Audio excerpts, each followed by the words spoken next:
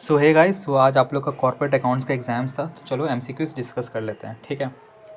सबसे पहला एमसीक्यूज़ जो था, विच of the following is not a statutory books of the company. तो ये बड़ा इजी क्वेश्चन था। इनफैक्ट एमसीक्यूज़ तो इस कॉर्पोरेट अकाउंट का जितना भी देखिए सब तो ईजी है, सब स्ट्रेट अवे क्वेश्चंस थे, कोई भी न्यूमेरिकल्स तो नहीं दिखा हमको, ठीक है। तो 1 का सी होगा और कोशिश करना कि जिसका अभी तो पता चल ही गया हो कि उस इंस्टीट्यूट बुक के अलावा कहीं और से पूछ नहीं रहा है, ठीक है। एमसीक्यूज़ तो ज़्यादा कर देखें जो बुक के पीछे रहते हैं चैप्टर वाइज, उससे बहुत आ रहा है, बहुत कुछ एमसीक्यूज़ 20 से भी आ रहा है, बट वो भी एमसीक्यू आ रहा है तो उसको एटलीस्ट मत छोड़ के जाना, ताकि जो पीछे के एमसीक्यू से जो आ रहा है वो मिस ना हो जाए, ठीक है। तो वो करके डेफिनेटली जाना आप लोग नेक्स्ट एग्जाम में। 1 का सी होगा register of officer, statutory books नहीं है, ठीक है।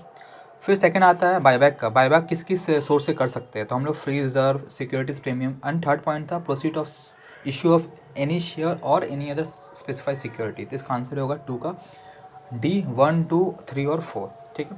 फिर थर्ड बात करते हैं which of the following is not the criteria to classify liability as a current liability. तो ऑप्शन नंबर 2 होगा, मतलब बी होगा कि it is held primary not for the purpose. ये तो क्राइटेरिया नहीं है ना, वो तो पर्पज़ ही फॉर बीइंग ट्रेडेड है। 4 बात करते हैं in the notes of account continual liability shall be classified as, option number D होगा, सब में क्लासीफाई होता है, ठीक है। 5 का बात करते हैं which of the following not a mandatory financial statement of a general insurance, ठीक है। तो कैश फ्लो होगा, कोई रेवेन्यू पीएल बैलेंस शीट बनाना बोलता है, कैश फ्लो इज में नॉट मैंडेटरी, 5 का डी होगा। 6 का ऐसे 600 किस पर मतलब क्या होता है, मतलब उसमें क्या है, using the work of another auditor होगा आपका आंसर, 6 का ए। 7 में बात करते हैं as per SQC 1 maximum retention कितना है, साल है ऑडिट वर्किंग पेपर का, तो आपका है 7 years, that is option number C. 8 में बात करते हैं ऑडिट डॉक्यूमेंटेशन। ऑडिट डॉक्यूमेंटेशन 230 होता है, मतलब कि ऑप्शन नंबर बी होगा, 8 का बी।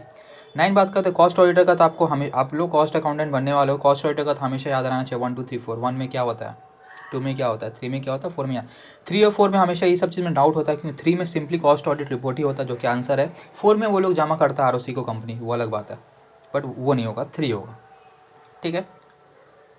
1 में कॉस्टिंग रिकॉर्ड्स बनाना पड़ता है, 2 में अपॉइंटमेंट ऑफ कॉस्ट ऑडिटर होता है, 3 में cost audit report, and 4th में वो लोग ROC को कंपनी को लोग सबमिट करता है, ठीक है। तो इसका आंसर 9 का सी होगा, ठीक है। 10 बात करते हैं, 10 में भी जो तो फॉलोइंग आर द बेनिफिट्स, तो ऑल ऑफ दिस होगा, सारे बेनिफिट्स है। 11 बात करते हैं, 11 the statutory auditor apprehend the possible, मतलब कौन सा रिस्क है जो कि ऑडिटर को लगता है कि पॉसिबल मस्ट पॉसिबल है, लगता है कि मटेरियल मिसस्टेटमेंट होगा, तो इनहेरेंट रिस्क उसको बोलते हैं, 11 का ए। 12 बात करते हैं in relation to advances by account, advances by bank, क्या क्या चीज़ चेक करेगा ऑडिटर, तो ये सारा चीज़ चेक करेगा, स्क्रूटनाइज करेगा, सब्सिडी लेजर, डॉक्यूमेंटेशन चेक करेगा, ओवर ड्यू अकाउंट चेक करेगा, तो ऑल ऑफ दिस होगा 12 का डी, ठीक है। 13 का बात करते हैं which of the following is not a part of temporary audit file. Temporary audit file का कौन सा पार्ट नहीं है, ठीक है। कॉरस्पॉन्डेंस रिलेटिव एक्सेप्टेंस ये है, audit programme, extract of minutes है, बट लीगल वाला जो है ना, लीगल ये तुम्हारा परमानेंट ऑडिट फाइल का पॉइंट है, तो ये वाला नहीं होगा, 13 का डी नहीं होगा, ठीक है। अब 14 का क्या बोलता है, विच of the following not a content of audit report. तो आप देखो कि इन्वेंट्री के बारे में पॉइंट पढ़े होगे, डिपॉजिट के बारे में पढ़े हो कि हाँ डिपॉजिट टाइम पे जमा दे रहा है कि नहीं, रिपेमेंट ऑफ लोन पढ़े हो कि डिफ़ॉल्ट नहीं किया हो, ये सब ये जो कारो का आपका 21 क्लॉजेस है, ठीक है।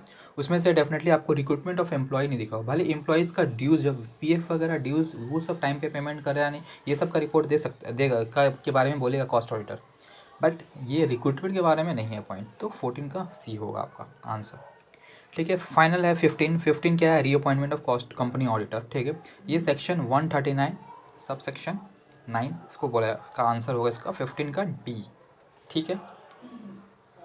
तो सारे आंसर राइट है, किसी को किसी में प्रॉब्लम हो तो अपना ओपिनियन तो कमेंट बॉक्स ओपन है, आप अपना ओपिनियन बोल सकते हो, ठीक है। वीडियो अच्छा लगे तो शेयर कर देना। So thank you so much.